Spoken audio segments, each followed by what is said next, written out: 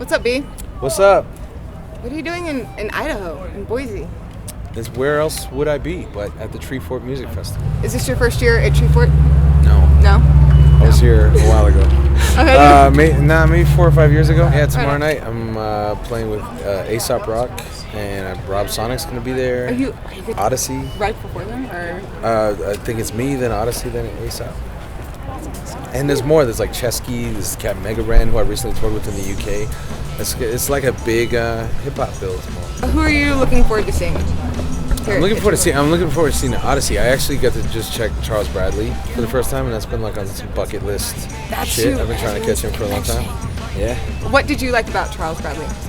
I mean, you don't have much of a chance to see that style of music done with that much integrity. This is maybe one of your last chances. How long have you been doing music? I've been doing music since I was 12. That was 1992 or 93. Why do you stick with it? Because it's not always easy, and it's a lot of times. I've got no plan B. You gotta have no plan B. Nice. That's the secret. You are the. At this stage, I'm unemployable. You're unemployable. I've just been living in hotel rooms for 10 years. Your rap is just. Yeah. I'm not domesticated, so I have no choice to roam the world rapping in people's faces. Around the world. Where have you traveled recently?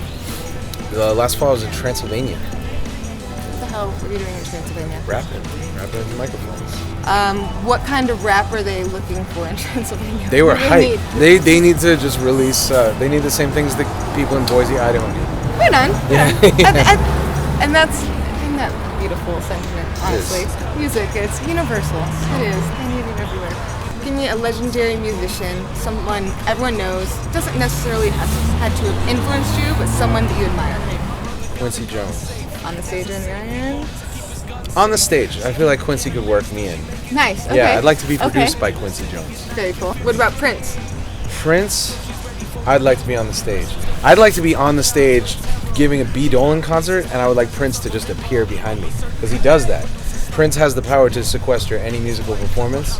He just walks out, guitars float out of the guitarist's hands onto Prince, does his thing. He's usually gone before the song ends. He's usually floating at the same time. Yep. Just doesn't even touch the ground. Who are some of your influences? Man, the earliest was Michael Jackson. I was a young child. What do you think of Annie, Are You Okay? That is the creepiest, darkest, but coolest song. I was at South by Southwest a week ago, and there was a kid that was so drunk in a urinal that he was doing the Michael Jackson lean from Smooth Criminal. It was crazy. I watched him do it. He was just leaning. I said, and my thought in my head was, Annie, are you okay? As I looked at him. Coincidentally, on a slightly related note. That's not a story. There's a story. And so, what do you have planned? What's coming up for you in the future? I'm gonna just keep touring from city to city. How long have you been touring? On this tour, the North American tour, we've been out here since March 2nd, and I don't stop doing dates until like May 22nd. How much time do you take off in a year? Are you always touring? Do you have like some downtime? Generally, I try and like have a tour in the spring and a tour in the fall, and like whatever else comes up. So the in between, but I tend to take the winter off because we have like big, frozen, horrible, epic winters in New England, and that's when I get all my work done. Okay, that's where you get your work done. Yeah, it's like The Shining. Right. Yeah, and when I was like 18, I moved to New York because that's where all my favorite rappers came from. Okay, right on. So, yeah, nice. And someone brought me to an open mic, and then someone heard what sounded like rap lyrics being read like poetry, and they were like, "Oh, you should go to the New Eurekan Poets Cafe." So that's how I first got on stage. It was good because I had heard legends about the New Eurekan that they would throw shit at you if you were bad, and I was like, wow. Yeah, I was really into that. And so you're really into that. Yeah, you like that pressure? Yes. Yeah, absolutely. Yeah. I was very, especially even when I was younger, I was a very extreme dude. Yeah. Speaking of extreme dude, bus stories. I have a toy bus, and you had a toy bus. You actually, I had a toy bus, and you took it. And you have a toy bus story yourself, which is kind of extreme and amazing. Yeah. Can you tell me? I heard an Evel Knievel record one night when I was driving late back from a show, and I decided that I really wanted to perform that record because Evel Knievel was a crazy character. And So then my grandmother made me an Evel Knievel costume, and I would do a speech as Evel Knievel, and then I would jump a toy tricycle over 3 toy buses and off the end of whatever stage I was on. And I did that for a year or so. In public, did you do this, or just... I did that at the Paid Dues Festival, the first time I ever played the Paid Dues Festival. Where's in front of that? like a couple thousand people in California. Are you serious? Yeah, yeah. How did... And what is it...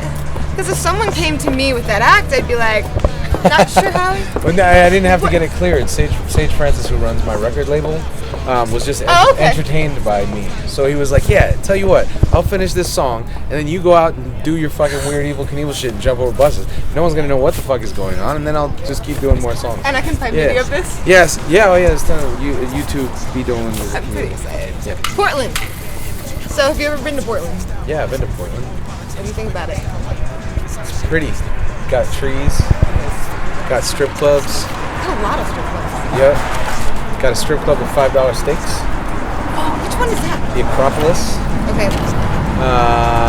Favorite Portland strip club? I personally like Sassy's. I don't go in like that. I just know. I see. Okay, what else about Portland? When are you visiting Portland next? I'm visiting Portland on Tuesday. You are. And what are you doing in there? Rapping into microphones. Okay. I was just making sure you weren't going in like a strip club tour. Oh no. Or just going hanging out. No, you're gonna go do your music. Strictly rap. Maybe a little dance battle. I don't know. We'll see how it feels. Do you dance? I dance. You're kind of a tall guy. You know how to dance. It's a lot of man to move. Well, we move it around. We move it just fine. What do you have coming up with your music? I just released an album called Kill the Wolf last July. That's on Strange Famous Records, and it took me 5 years to make it. And it features over 30 different musicians that I produced it. Yeah, do like Aesop Rock from Buck 65 and Dave Land from Brown Bird and Kathleen Stubler from Circle Takes the Square and lots of different producers and stuff.